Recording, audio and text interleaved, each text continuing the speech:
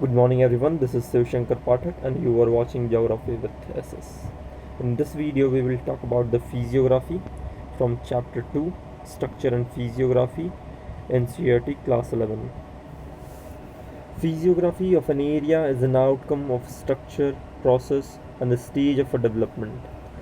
तो एक इलाके का जो फिजियोग्राफी होता है वो किस चीज़ का आउट होता है, उस इलाके का स्ट्रक्चर का जिस प्रोसेस के द्वारा वो स्ट्रक्चर बना है और किस स्टेज में डेवलपमेंट के है उससे उस एरिया का फिजियोग्राफी जो है उसी का आउटकम होता है.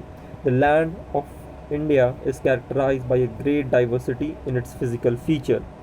The north has a vast expanse of a rugged topography. North में आप जानते हैं बहुत ज़्यादा ऊबड़ खाबड़ टोपोग्राफी है. Consisting of a series of mountain ranges with where it peaks. अब नॉर्थ में जो है बहुत सारे माउंटेन पीक्स हैं, हिमालय के जैसे काराकोरम हो गया, बहुत सारे पीक्स हैं. Beautiful valleys, deep gorges. The south consist of a stable table land with the highly dissected plateau. और वहीं साउथ में अगर देखें तो एक टेबल लैंड मिलता है, ऊंचा है पर वो ऊपर का जो पार्ट है उसका वो जब चारों तरफ से उठा हुआ है ऊपर में एक फ्लैट टेबल के जैसा जिसको हम लोग प्लेट्यू बोलते हैं, प्लेट्यू लैंड है.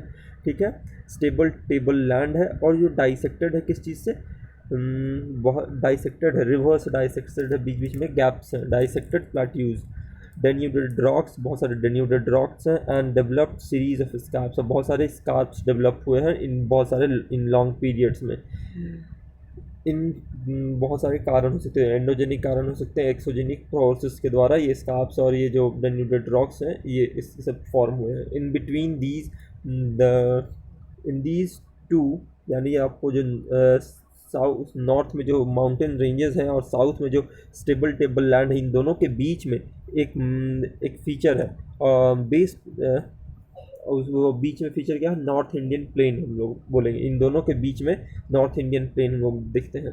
Based on these macro variation India can be divided in the following physiographic division.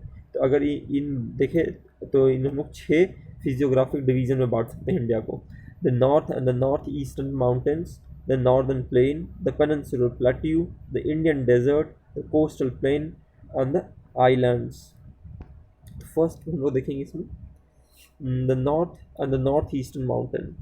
तो ये कि द हिमालय और हिमालय के जो नॉर्थ ईस्ट में हम लोग जो पूरा रेंजेस है वो नॉर्थ ईस्ट में जो माउंटेन्स हैं उसको हम लोग लेते हैं इसमें. ठीक है, छोटे छोटे जो हिल्स हैं. The north and the north eastern mountain consist of Himalaya and the north eastern hills, यानी वहाँ पे जो गारो खासी हिल्स हैं ये सबको हम लोग इसमें लेंगे. North the Himalayan consist of a series of a parallel mountain ranges. आप लोग जानते हैं series of a parallel range है, एक रेंज फिर उसके जस्ट एक और उसके नीचे एक और रेंज है, 3 रेंजेस का पैरेलल है. Some of the important ranges of the are the greater Himalaya range which include the greater Himalaya and the Shivalik.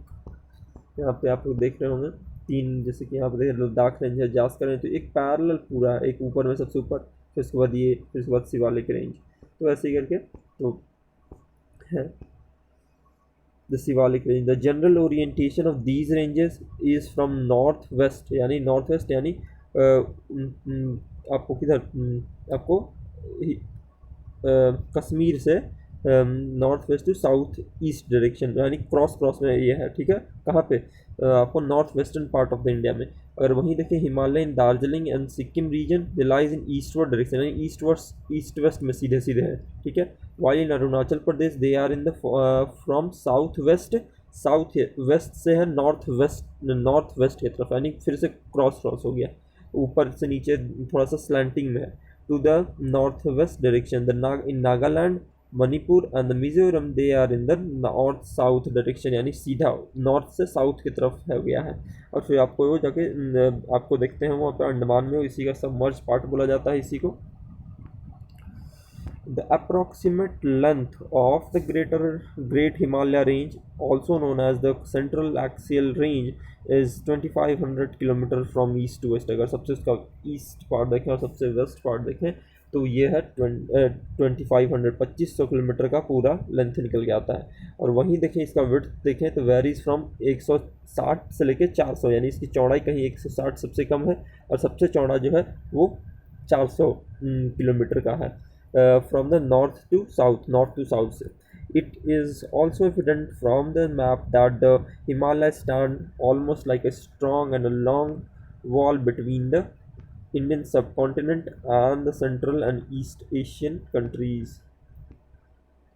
तो ये एक बीच में एक बैरियर टाइप में खड़ा हो गया है बीच में, जिससे आपको इंडियन सब कॉन्टिनेंट और जो ईस्ट एशियन कंट्रीज है उसके बीच में एक अलग डिवाइड कर देता है. Himalaya are not only the physical barrier, they are also climate, drainage and cultural divide. यहाँ पे इस जो हिमालय है वो उसी तरह फिजिकल बैरियर नहीं है, बट उसके कारण क्लाइमेट में इस तरफ का क्लाइमेट और उस तरफ का क्लाइमेट, जो हिमालय है उसके ऊपर जो तिब्बतन प्लेट्यू है, चाइना है, उसका क्लाइमेट अलग है. इस रीजन का क्लाइमेट अलग है इंडियन सब कॉन्टिनेंट. ड्रेनेज पैटर्न भी अलग हो गया है क्योंकि जो नॉर्थ में ढले हैं उनसे ये वो बना हुआ है. कल्चरल डिवाइड भी है, कल्चर यहाँ का अलग हो गया क्योंकि ये हमेशा थोड़ा सा अलग रहा है, कटा हुआ है, इसलिए इसका कल्चर एकदम अलग रहा है बाकी सबसे. और can you identify the impact of Himalaya on Jio environment of the countries of south Asia. आप जानते हैं जो इन्वायरमेंट है उसका भी बहुत ज़्यादा हिमालय का उस पर बहुत ज़्यादा, अगर हिमालय नहीं होता तो एक कोल्ड डेजर्ट में था क्योंकि साइबेरियन विंड्स जो हैं वो डायरेक्ट इंडिया में आती हैं और ये बहुत ज़्यादा यहाँ पे ठंडा होता है. ये भी बहुत ज़्यादा ऐसे ऐसे प्रभाव पड़ते हैं, तो ये सब आप देख लें. They are large scale regional variation within the Himalaya. Himalaya में भी, हिमालय के अंदर भी बहुत ज़्यादा वेरिएशन है. हिमालय एक तो हम लोग पूरा बोल रहे कि आपको कश्मीर से लेकर अरुणाचल, मणिपुर तक सब है हिमालय ही है, लेकिन उसके अंदर भी बहुत सारा वेरिएशन है. सब रीजन का अलग अलग टाइप है, वहाँ पे बहुत ज़्यादा डिफरेंसेस मिलते हैं. On the basis of the relief alignment of the range and the other geomorphological features, the Himalaya can be divided into following sub division. Himalaya को भी फिर हम लोग बांटेंगे. और हिमालय एक खुद में एक डिवीज़न है, फिजियोग्राफिकल डिवीजन. हिमालय अंदर नॉर्थ ईस्टर्न. हिमालय को भी हम लोग 5 पार्ट में बांट देते हैं. ठीक है, तो इसमें हम लोग फर्स्ट पार्ट देखते हैं कश्मीर और द नॉर्थ वेस्टर्न हिमालय. फिर उसके बाद आता है Himachal and Uttarakhand Himalaya, Darjeeling and Sikkim Himalaya, Arunachal Himalaya, eastern hills and the mountains. तो फर्स्ट हम लोग देखेंगे Kashmir and the north western Himalaya. Kashmir or the northwestern Himalayas, it comprises a series of ranges such as Karakoram, Ladakh, Zanskar and Pir Panjal. तो आपको देखे होंगे यहाँ पे जो रेंजेस हैं यहाँ पे देखिए रेंजेस हैं. लद्दाख रेंज, देखिए लद्दाख रेंज है यहाँ पे ऊपर में. फिर जास्कर रेंज जस्ट उसके नीचे यहाँ पर जम्मू कश्मीर में. फिर यहाँ पे शिवालिक, ये सब रेंजेस हैं. ठीक है, फिर अगर देखें Ladakh Range and Pir Panjal. The north-eastern part of the Kashmir Himalayas is a cold desert. अगर नॉर्थ ईस्टर्न पार्ट देखें कश्मीर हिमालय का तो एक कोल्ड डेजर्ट है जो लद्दाख रीजन है, which lies in the greater Himalaya and the Karakoram range. ये जो क्या है नॉर्थ ईस्टर्न जो कश्मीर हिमालय का है वो किस पार्ट का है. अगर बड़ा में देखें तो हम लोग वो ग्रेटर हिमालय काराकोरम रेंज में मिलता है. Between the Greater Himalaya and the Pir Panjal range lies the world famous valley of Kashmir and the famous Dal lake. अब इसी यहीं पे आपको कश्मीर का वैली जो है इसी में मिलता है, इसी रेंजेस में है. ठीक है, important glacier of south Asia such as Baltoro, Siachen are also found in this region. The Kashmir Himalaya are also famous for Karewa formation which are useful for the cultivation of zafran, local variety of saffron. Saffron बहुत ज़्यादा important है इसलिए आपका जिसको ज़ैफ़रन यहाँ पे बोलते हैं. बहुत ही यहाँ का बहुत ही स्पीशियस मसाला है वो, बहुत ज़्यादा हाई यहीं पे सिर्फ कल्टीवेट होता है, तो ये बहुत ज़्यादा यहाँ का इकोनॉमिक. और local variety of saffron, some of the important passes जो यहाँ पे अगर पास आपको करना तो आप कहीं से ही पास नहीं होते, सिर्फ कहीं कहीं दर्रे हैं बीच में वहीं से आपको पास करना पड़ेगा. तो इम्पॉर्टेंट जो पासेस हैं वो Zojila pass on the greater Himalaya, Banihal on the Pir Panjal, Banihal pass हो गया, Fotula pass on the Zaskar and Khardungla pass on the Ladakh range. Khardungla तो बहुत ज़्यादा इंपॉर्टेंट है, जानते ही हैं, बहुत फेमस है. Some of the important fresh lake such as Dal, Wular and salt water lake such as Pangong Tso. तो आप जानते हैं वहाँ पे आपको बॉर्डर के इलाके में है. Tso Moriri are also in this region. This region is drain by the river Indus and its tributaries such as Jhelum and Chenab, Chenab और झेलम जो इसकी इंडस की ट्रिब्यूटरी हैं, और इंडस, इन सभी के द्वारा इसको ड्रेन किया जाता है। यहाँ पे आपको पानी का जो आपूर्ति इन नदियों से होता है। The Kashmir and the north western Himalaya are well known for the scenic beauty. आप लोग जानते हैं पुराने फिल्मों में बहुत ज़्यादा कश्मीर स्वर्ग है तो कहीं है, तो वही कश्मीर में है भाई।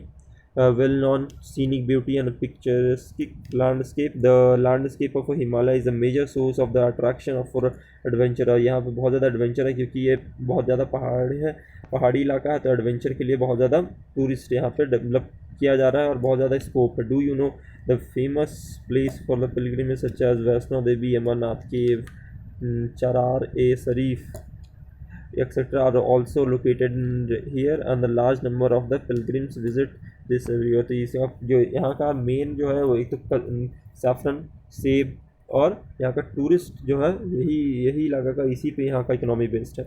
Srinagar the capital city of the union territory of the Jammu and Kashmir is located on the bank of a Jhelum river. जो यहाँ का कैपिटल सिटी है श्रीनगर इस यूनियन टेरेटरी का, वो कहाँ पे है? वो झेलम रिवर के किनारे बचा। Dal lake in Srinagar present interesting physical feature. Jhelum in the valley of Kashmir is still in the youth stage and yet form meanders. जो यहाँ पे जो है झेलम नदी है यूथफुल स्टेज में होती है, ठीक है। इसी कारण क्या होता है यहाँ पे मियंडर्स बार बार होते हैं, फॉर्म होते हैं कश्मीर वैली में। A typical feature associated with the mature stage in the evolution of a fluvial landform. जो मैच्योर स्टेज में होता है, पर यहाँ पे क्या है वो यंग स्टेज, यूथ स्टेज में ही है, फिर भी यहाँ पे मियंडर्स का फॉर्म स्टेज होता है। ये एक एक्सेप्शन है in the evolution of fluvial. Can you name some fluvial landform? आप लोग देख लीजिएगा फ्लूवियल जो डिपॉजिट्स से कारण जो बनते हैं फीचर्स।